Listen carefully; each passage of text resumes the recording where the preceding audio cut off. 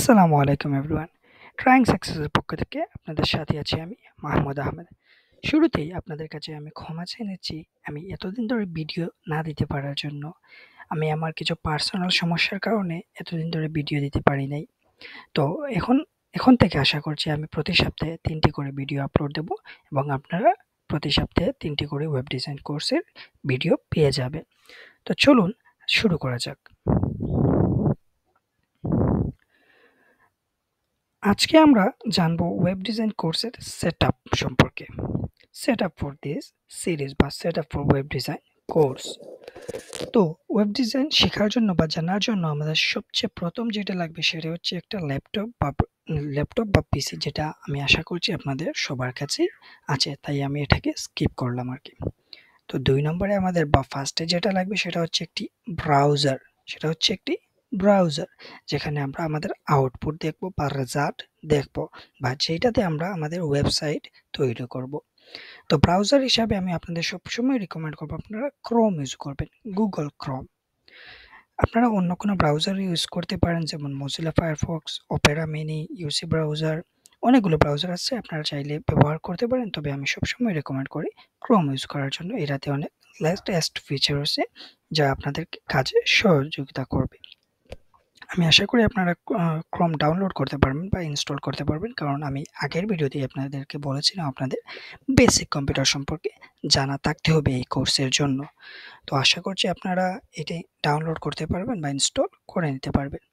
তো ২ নম্বরে আমাদের যেটা লাগবে সেটা হচ্ছে একটি কোড এডিটর। আমরা যে কাজটা করব সেটা তো অবশ্যই লিখে কাজ করতে হবে আমাদের। তো আমাদের লিখার জন্য তো একটি জায়গা লাগবে। আমরা আমাদের বাস্তব জীবনে চলার ক্ষেত্রে আমরা খাতায় লিখি। তো এখানেও তো লেখার জন্য একটা খাতা বা এরকম কিছু একটা লাগবে। সেটাই হচ্ছে আমাদের কোড এডিটর যেটার মধ্যে আমরা আমাদের কোড লিখব।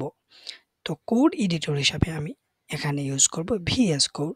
আমি সবসময় আপনাদেরকে রিকমেন্ড করব আপনারা ওয়েব ডিজাইনের জন্য ভিএস কোড ইউজ করবেন বা ওয়েব ডেভেলপমেন্টের জন্য ভিএস কোড ইউজ করবেন।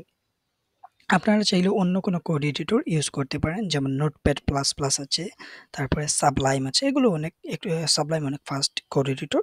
তবে আমি সবসময় রিকমেন্ড করব বা আমি এই সিরিজে ইউজ করব ভিএস কোড এবং গুগল ক্রোম। আপনারা আশা করছি ভিএস কোড ডাউনলোড করতে পারবেন বা ইনস্টল করতে পারবেন। তাও আমি এখানে ভিএস কোডের ইয়েটা দেখিয়ে দিচ্ছি আপনাদেরকে। আমি লিঙ্কটা ডেসক্রিপশনে দিয়ে দিব, আপনারা ওইখান থেকে ডাউনলোড করতে পারবেন। আমরা যদি ভিএস কোড লিখে সার্চ মারি তাহলে আমাদের প্রথমেই যে লিঙ্কটা আসবে code.visualstudio.com code.visualstudio.com। আমরা এই লিঙ্কে ভিজিট করলেই আমরা হোম পেজের এখানে প্রথমে হেডার সেকশনে পেয়ে যাব ডাউনলোড বাটনটি। এখানে লেখা আছে ডাউনলোড ফর উইন্ডোজ। আপনি যদি উইন্ডোজ ইউজ করে থাকেন তাহলে আপনি এখানে ক্লিক করে উইন্ডোজের জন্য ডাউনলোড করে নেবেন। আর এই যে নিচের অ্যারো আইকনটি আছে এটাতে ক্লিক করলে আপনারা পেয়ে যাবেন ম্যাকের জন্য ডাউনলোড, লিনাক্সের জন্য ডাউনলোড বাটন। আপনি যদি ম্যাক ইউজ করে থাকেন তাহলে আপনি এখান থেকে ডাউনলোড করে নেবেন।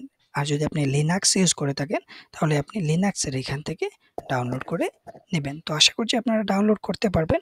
আর যদিও ডাউনলোড করতে না পারেন তাহলে আপনি ইউটিউবে যাবেন এবং ইউটিউবে গিয়ে সার্চ করবেন how to download VS code.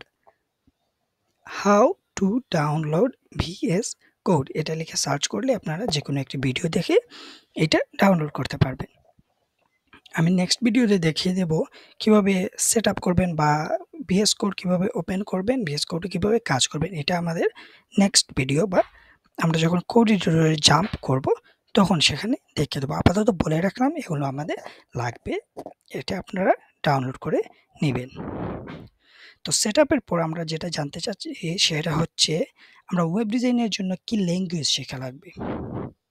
আমরা তো অবশ্যই লিখবো, কিন্তু কোন ভাষায় লিখবো? বাংলায় লিখবো নাকি ইংলিশে লিখবো নাকি প্রোগ্রামিং এর ভাষায় লিখবো নাকি কম্পিউটারের ভাষায় লিখবো?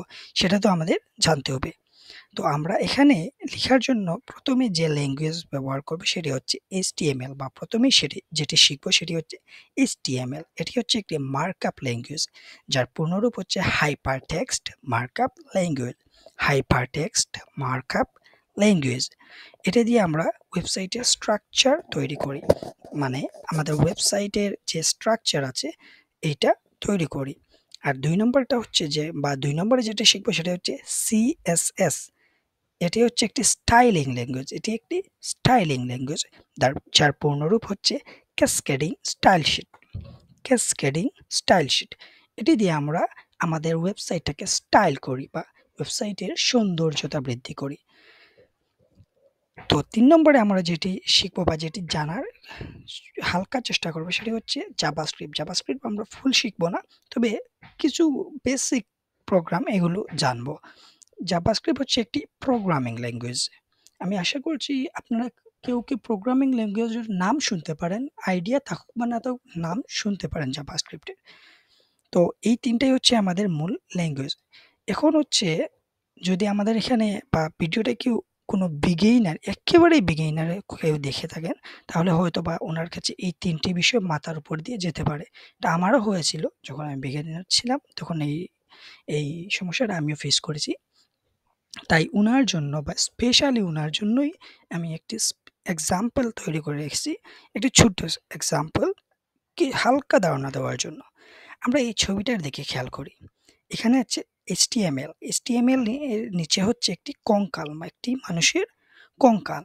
আর CSS এর নিচে হচ্ছে একটি সুন্দর মানুষ। একটি সুন্দর মানুষকে দেখা যাচ্ছে। আর জাভাস্ক্রিপ্ট এর নিচে হচ্ছে একটি মানুষ আছে যার একটি ব্রেইন আছে এবং যার মধ্যে দিয়ে রক্ত চলাচল করতে পারছে।